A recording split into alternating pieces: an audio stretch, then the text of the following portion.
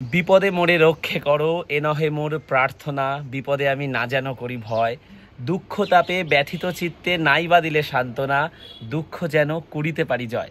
হ্যাঁ, আজ সেই বিশেষ দিন 9 মে 25শে বৈশাখ, ভারতবর্ষের প্রথম নোবেল জয়ী বিশ্ববরেণ্য কবিগুরু শ্রী রবীন্দ্রনাথ ঠাকুরের জন্মদিন, যিনি তার কবিতা, গান, বহু লেখনীর মাধ্যমে সারা বিশ্বের কাছে ভারতবর্ষ তথা আমাদের ভারতবাসীদের মাথা মর্যাদার সহিত অনেকখানি উঁচু করেছে, যার জন্য আমরা প্রতিটা মুহূর্তে গর্ববোধ করি। আজ ওনার জন্মদিন। ক্লাবে 4x2 একটা নতুন পোস্টারে ওনার ছবি ছাপিয়ে আনা হয়েছে। আমরা এইমাত্র মাল্যদান করে আসলাম। 3টে রজনীগন্ধা ফুল আনা হয়েছিল, এটা বড় মালা জুড়ে আমি ছিলাম, একজন ক্লাবের কাকু ছিল। সো এখন যাবো একটু ফুল আনতে, কারণ কালকে রাতে ফুল পাওয়া যায়নি, ওই মালায় 3টি আনা হয়েছিল। ওনার চরণে ফুল দিয়ে ওনাকে শ্রদ্ধা জ্ঞাপন করবো।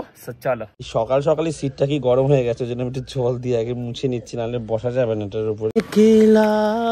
বনে পূর্ণ প্রাণ প্রাণে সোহে, একলা বনে পূর্ণ প্রাণ প্রাণে সোহে, আনন্দ বসন্ত সমাগমে। শ্রীবন্ধু 10 টাকা কুচো ফুল দাও তো। ফুল নিয়ে ঘরে আসলাম, ভাবলাম যে একটু পরের দিকে যাই, কারণ আরও কয়েকজন আসুক, বাচ্চারা আসুক, তো সবাই মিলে ওনার চরণে পুষ্পাঞ্জলি আমরা অর্পণ করব।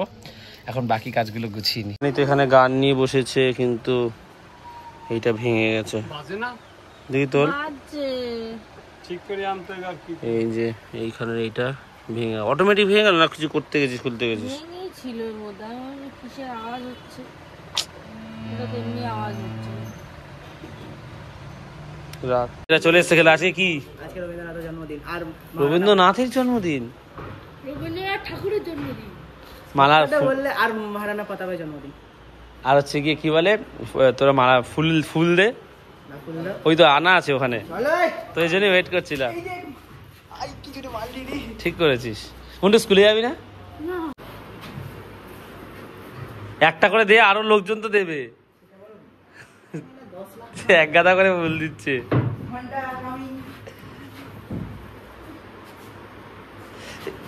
ছুড়ে দিচ্ছে।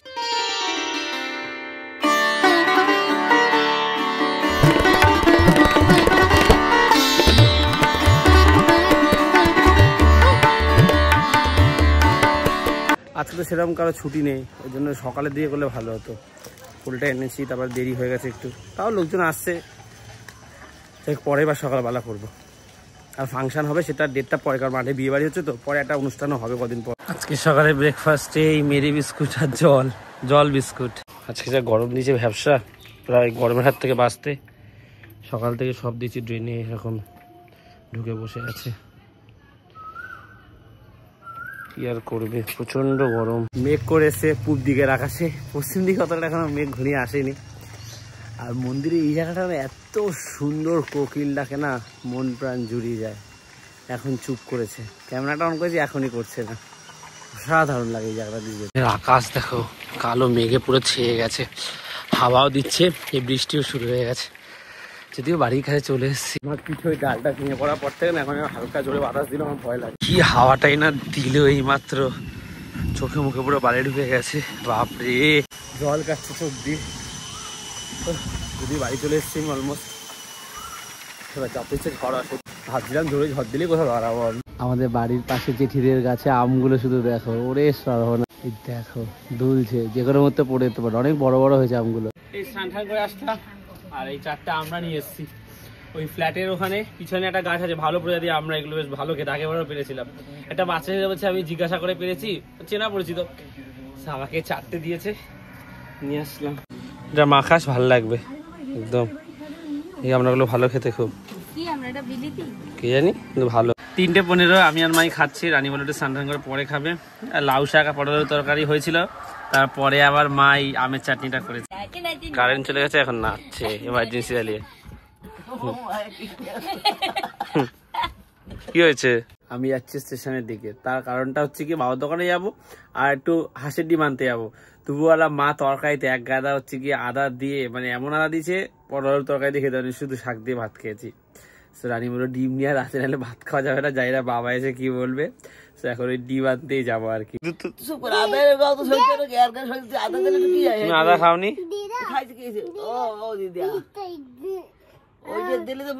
ওটা নোংরা, ওর জন্য দিচ্ছি না। কি কবে বল, শেষ সব শেষ, তার মধ্যে আসল আছে এত বড়, সব শেষ। তাহলে বল একবার আমি নাম্বা। এটা নোংরা, এটা নোংরা, আর নীলটা হারিয়ে গেছে।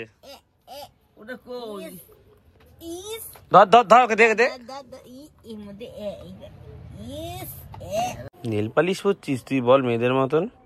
এই তুই নীল পালিশ পরছিস কেন? তুই মেয়ে? হে বেটা কি বলো ইয়া, বল না আমি ছেলে, বল আমি ছেলে। ছেলেরা পরে ইয়া পরে, একটু পরে।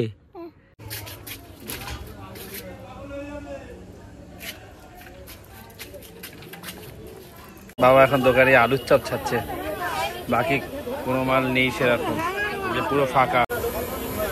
কিন্তু না হলে আমি চপটা দেবো কি? গেছিলাম ডিম আনতে, আর দেখো এখানে মাংস 1 কেজি মতন আর মিষ্টি।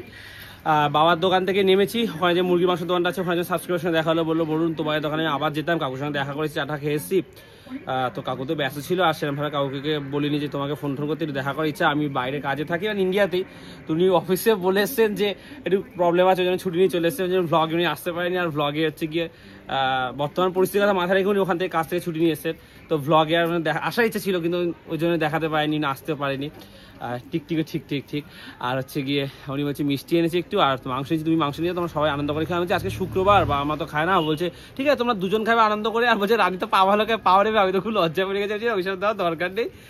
তো মাংসটা খুব জোরাজুরি করেছে, আমি তার মাংসটা নিয়েছি, মাংসটা দিয়েছে। শুক্রবার, কালকে আবার শনিবার, যাই হোক এমন ভাবে বলছে তো, মানে ওখানে লোকজন আছে, আমি না, উনি বলছে যে আমি আবার কবে আসো না আসো, একটু ভালোবেসে দিচ্ছি। এগুলো আমাদের ভালোবাসা তোমাদের প্রতি, যে কে কি বলছে তুমি ওইসব কথা কান দেবে না।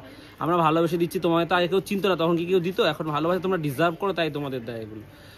সো এটা দিয়েছে, এটা নিয়ে এসছে। এখন অনেকটা রাত হয়ে গেছে, 9টা। মিষ্টি দিয়েছে।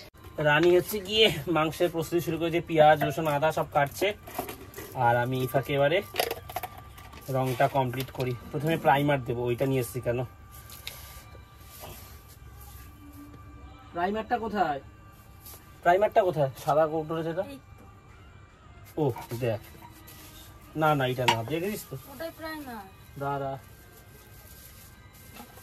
আরে প্রাইমারটা ঢালবো যেটা সেটা। সেটা বল।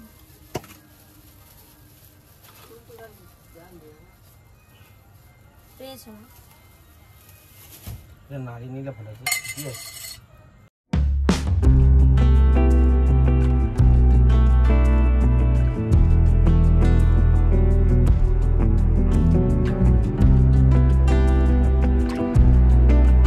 এদিকে রানী রান্নায় বসিয়ে দিয়েছে, রসুন ভেজে, এখন পেঁয়াজটা ভাজছে।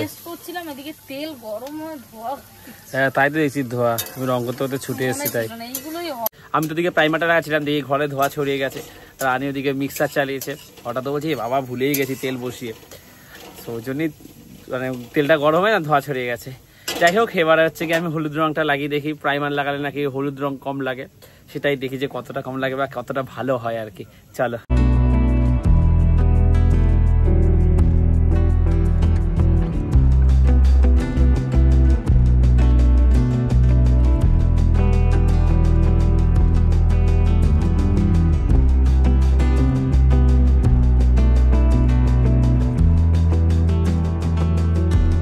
এই যে রংটা বেশ ভালো ফুটেছে। এই যে রংটা, এর থেকে আমার এই রংটা জানি না ক্যামেরায় বোঝাচ্ছে কিনা, এই রংটা একটুখানি বেশি ভালো লাগছে চোখে আর কি। আর রঙও কম লেগেছে আজকে এটাতে, যেহেতু প্রাইমারটা আগে দিয়েছি। এবার বর্ডারগুলো দিয়ে আজকে এতটা কমপ্লিট করব, আর এইটা কালকে করব।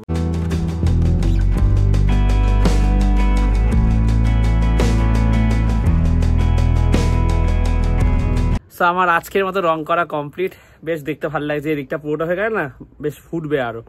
আর ওদিকটা স্কাই ব্লু বা সি গ্রিনের মধ্যে একটা দেওয়ার কথা ভাবছি আর কি। আর আর ডিপ হচ্ছে গিয়ে ডিপ বেগুনি বা নীলটা দিয়ে ওটার বর্ডারটা দেবো আর কি। এই খাটের চারপাশে যে বেড়াটা আছে এটাই দেবো, বাকি ঘর যেমন আছে তেমনই থাক। বাবা এইটা ফেলে দিয়ে কখন চলে গেছিস? এটা এইমাত্র পড়েছে, তাহলে ক্যামেরাটা আনতে গিয়ে সেখানে গ্যাস জ্বলছে, একটা অ্যাক্সিডেন্ট ঘটে যেত তোরে। তারপি তেলটা পড়ে গেছে, দেখো মা পুরোটা পড়েনি, অল্প একটু। এই ক্যামেরাটা দেখাতে গিয়ে পড়ে গেছে। এখানে গ্যাস জ্বলছে, ওটা বন্ধ। একটা দোষ বাবা, তুই তেল শিশি খোলো, তুই আটকাও না। এই দেখ কি দোষ তোর, এই দোষে আটকাতে থাকলে পড়তে না। দেখ তুই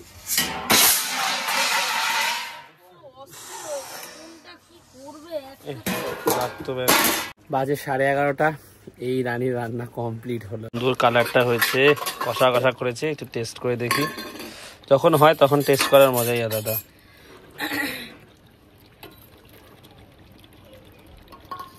ঝোল দে,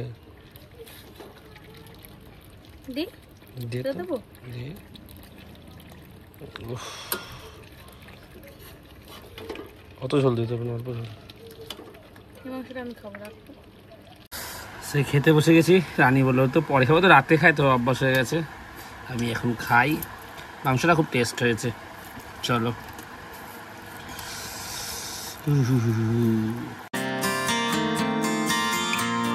কুকুরদের নেমন্তন্ন করে আসো।